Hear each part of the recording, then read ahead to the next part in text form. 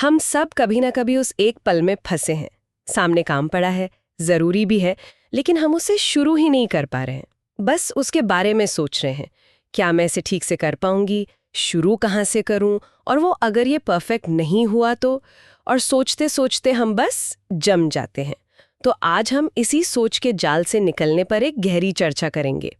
हमारे पास पीटर हॉलिन्स की किताब थिंक लेस डू मोर पर आधारित कुछ नोट्स हैं, और हमारा मिशन है एक्शन लेने की फिलॉसफी को समझना। बिल्कुल। और देखिए, ये चर्चा सिर्फ टिप्स और ट्रिक्स के बारे में नहीं है। ये हमारे सोचने के तरीके को फंडामेंटली बदलने के बारे में है। हम इस बात की गहराई में जाएंगे कि हमारा दिमाग हमें काम शुरू करने से क्यों रोकता है, मोटिवेशन का असली सोर्स क्या है, और हम अपनी एनर्जी को घड़ी के हिसाब से नहीं बल्कि अपने शरीर की कुदरती लय के हिसाब से कैसे इस्तेमाल कर सकते हैं। तो चलिए उस पहली दीवार को तोड़ते हैं जिसे हम जड़ता या इनर्शिया कहते हैं। हाँ, इनर्शिया, ये शब्द सुनने में जितना भारी है, महसूस करने में उससे भी ज्यादा। पता है कि जिम जाना है, पर सोफे से उठ नहीं पा रहे। मालूम है कि रिपोर्ट लिखनी है, पर बस खाली स्क्रीन को घूर रहे हैं। और इन नोट्स के मुताबिक इसकी सबसे बड़ी वजह है परफेक्शनिज्म। मतलब हम पहली ही कोशिश में एक मास्टरपीस बनाना चाहते हैं। और यहीं पर वो दिमाग का खेल बड़ा दिलचस्प हो जाता है। जब हमारा दिमाग किसी बड़े मुश्किल काम को देखता है, जैसे 10 पेज की एक शानदार रिपोर्ट लिखो, तो वो इसे एक खतरे की तरह लेता है। उसके लिए ये एक पहाड़ जैसा है, और दिमाग की पहली प्रतिक्रिया होती है भागो या जम जाओ। ज्यादातर मामलों में वो जम जाता है। तो एक तरह से टाल-मटोल आलस नहीं बल्कि डर का एक रूप है। लेकिन इन नोट्स में इसका जो उपाय बताया गया है वो थोड़ा अजीब लगता है। जी, वो कहते हैं कि अपने स्टैंडर्ड्स को जानबूझकर कम कर दो।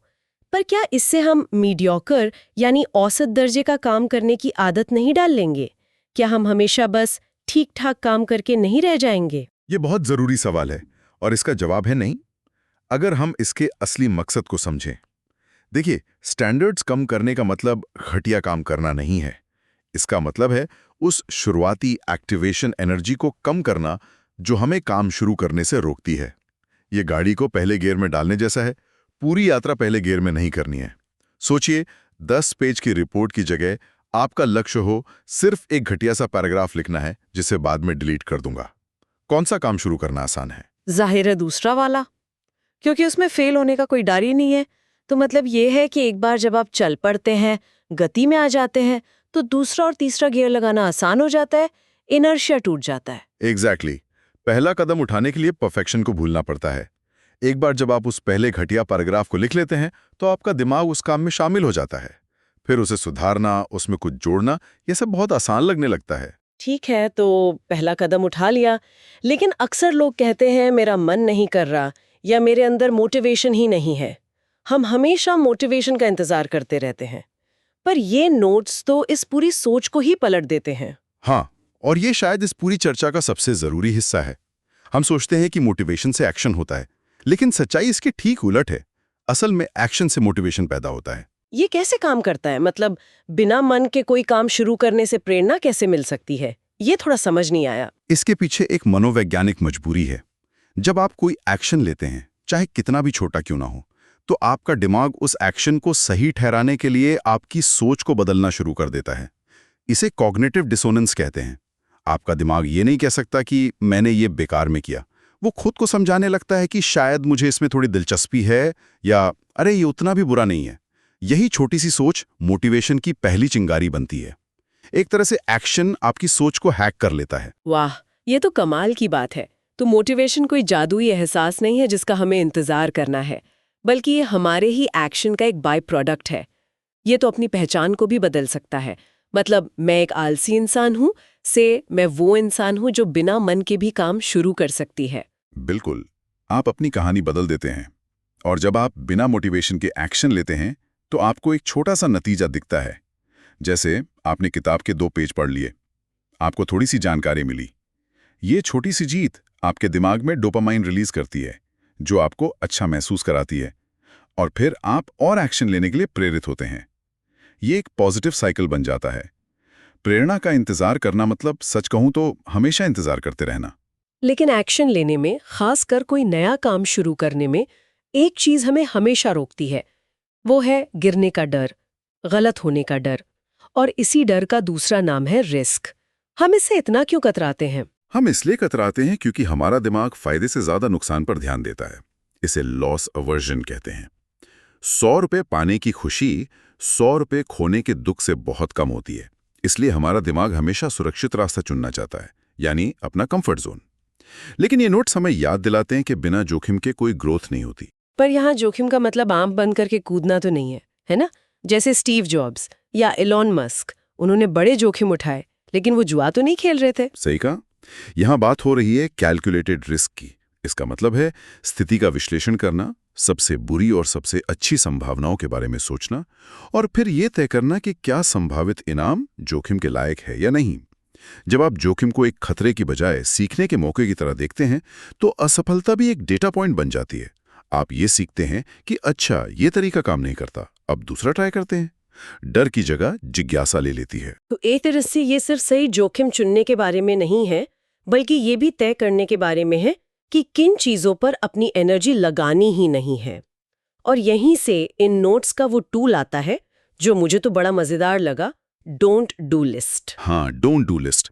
हम सब टू डू लिस्ट बनाते बनाते थक जाते हैं, जो अक्सर हमारी चिंता बढ़ाती है। डोंट डू लिस्ट इसको उल्टा करती है। ये हमें आजादी देती है। ये सिर्फ समय बचाने के बारे में तो नहीं है, ये अपनी सीमाओं को तय करने के बारे में भी है।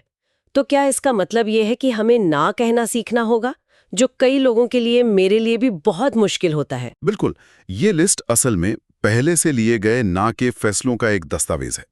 जैसे आपकी लिस्ट में हो सकता है सुबह 10 बजे तक कोई सोशल मीडिया नहीं, बिना एजेंडा वाली मीटिंग में शामिल नहीं होना, या रात में काम से जुड़े ईमेल का जवाब नहीं देना। जब आप सुबह इसे देखते हैं तो आप खुद को याद दिलाते हैं कि आपने किन चीजों को मना करने का वादा किया है। ये उस पल में ना कहने के दबाव को बहुत कम कर देता है। ये आपके फोकस और आपकी मानसिक ऊर्जा का गार्ड है। वाह, ये तो पूरी सोच को ही पलट देता है।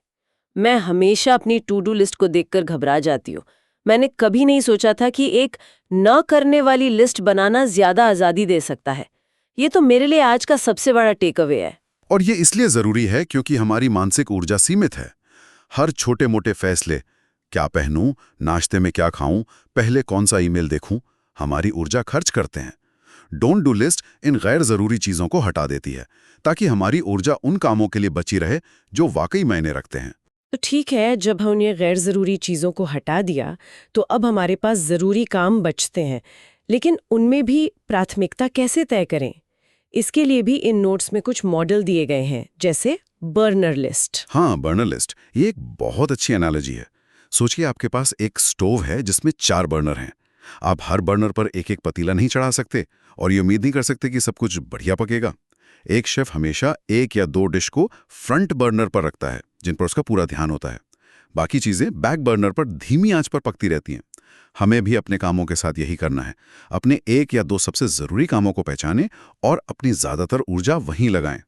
मल्टीटास्किंग वो एक मिथक है। और फैसले लेने की उलझन से बचने के लिए एक और मॉडल है जिसे हम जिंदगी का ऑपरेटिंग सिस्टम कह सकते हैं। इसका मतलब है अपनी जिंदगी के छोटे मोटे सॉफ्टवेयर, जैसे क्या पहनना है, दोपहर में क्या खाना है, उन्हें ऑटो पायलट पर डाल दो, ताकि आपका मेन प्रोसेसर यानी आपका दिमाग बड़े और जरूरी फैसलों के लिए फ्री रहे। बिल्कुल। स्टीव जॉब्स का रोज एक जैसी टी शर्ट पहनना इसी का एक क्लासिक उदाहरण है। उन्होंने एक छोटे से फैसले को अपनी जिंदगी से ही हटा दिया। और बड़े फैसलों के लिए आप पहले से कुछ नियम बना सकते हैं, जैसे क्या ये अवसर मेरे 3 साल के लक्ष्य से मेल खाता है, या अगर मैं ये नहीं करता तो क्या मुझे 1 साल बाद पछतावा होगा। ये नियम आपके लिए फिल्टर का काम करते हैं और आपको भावनाओं में बहकर फैसले लेने से बचाते हैं। ये सब तरीके काम को मैनेज करने और फैसले लेने के लिए बेहतरीन है, लेकिन ये सब हमारे दिमाग को मैनेज करने के बारे में है। पर हमारे शरीर का क्या? उसकी भी तो अपनी एक लय होती है, और यहीं पर अल्ट्राडाइन रिदम्स का कॉन्सेप्ट आता है। और ये बहुत महत्वपूर्ण है, क्योंकि हम अक्सर अपने शरीर को एक मशीन की तरह चलाने की कोशिश करते हैं, जो कि वो नहीं है। ये टाइम मैनेजमेंट नहीं, बल्कि एनर्जी मैनेजमेंट है। विज्ञान कहता है कि हमारा शरीर और दिमाग वो 90 से 120 मिनट के साइकिल में काम करते हैं। हम 90 मिनट तक पूरी तरह फोकस कर सकते हैं, लेकिन उसके बाद हमारी ऊर्जा और ध्यान का स्तर स्वाभाविक रूप से गिरने लगता है। मैं इसे पूरी तरह महसूस कर सकती हूँ। दोपहर में 3 बजे के आसपास अचानक ऐसा लगता है जैसे सारी एनर्जी खत्म हो गई हो। हम उसे दोपहर का आलस कहते हैं, पर शायद वो सिर्फ हमारे शरीर का एक सिग्नल है। एग्जैक्टली वो आपके शरीर का सिग्नल है कि 90 से 120 मिनट का एक साइकिल पूरा हो गया है और अब उसे रिचार्ज होने के लिए 15-20 मिनट के ब्रेक की ज़रूरत है। मुझे याद है मैं पहले उस वक्त कॉफ़ी पीकर ज़बरदस्ती काम करने की कोशिश करता था। फिर मैंने महसूस किया कि ये तो साइकिल का अंत है। अब मैं उस वक्त 15 मिनट की वॉक पर चला जाता हूँ या बस आंखें बंद करके बैठ जाता हूँ और कॉफ़ी से कहीं ज़्यादा तरोताज़ा होकर लौटता हूँ। तो इसका मतलब है कि हमें अपने दिन को घंटों में नहीं, बल्कि एनर्जी के इन साइकिल्स में देखना चाहिए। अपने दिन के उन हिस्सों को पहचानें जब आपकी एनर्जी चरम पर होती है और उन स्लॉट्स में अपने सबसे मुश्किल और क्रिएटिव काम करें। और जब एनर्जी कम हो तो आसान काम करें, जैसे ईमेल चेक करना या प्लानिंग करना। बिल्कुल, अपनी प्राकृतिक लय के खिलाफ लड़ने की बजाय उसके साथ काम करें। आप कम समय में कम तनाव के साथ ज़्यादा बेहतर काम कर पाएंगे। ये अपनी बॉडी को दुश्मन नहीं बल्कि अपना पार्टनर बनाने जैसा है। तो आज का ये सफर कमाल का रहा। हमने जरूरत से ज्यादा सोचने की दीवार को तोड़ने से शुरुआत की, ये समझा कि परफेक्शन को भूलकर पहला कदम उठाना कितना जरूरी है। फिर हमने जाना कि मोटिवेशन एक्शन का इंतजार नहीं करता, बल्कि एक्शन से ही पैदा होता है। हमने जोखिम को एक अवसर की तरह देखना सीखा और डोंट डू लिस्ट की ताकत को समझा, ताकि हम अपनी ऊर्जा को सही जगह लगा सकें। और आखिर में हमने अपने शरीर की अपनी लय के साथ तालमेल बिठाकर काम करने का तरीका सीखा। और अंत में एक विचार छोड़ जाता हूँ। ये सभी रणनीतियाँ व्यक्तिगत उत्पादकता बढ़ाने के लिए, जो बहुत अच्छी बात है। लेकिन जरा सोचिए, जब एक टीम, एक कंपनी या एक परिवार में हर कोई अपनी डोंट डू लिस्ट को लेकर ईमानदार हो जाए और एक दूसरे की ऊर्जा की लय का सम्मान करने लगे, जब मीटिंग्स तब रखी जाएं जब सबकी एनर्जी ज्यादा हो और शांत काम के लिए समय का सम्मान किया जाए, व्यक्तिगत सुधार किस तरह एक बेहतर, ज्यादा सहानुभूतिपूर्ण और प्रभावी सामूहिक तालमेल को जन्म दे सकता है।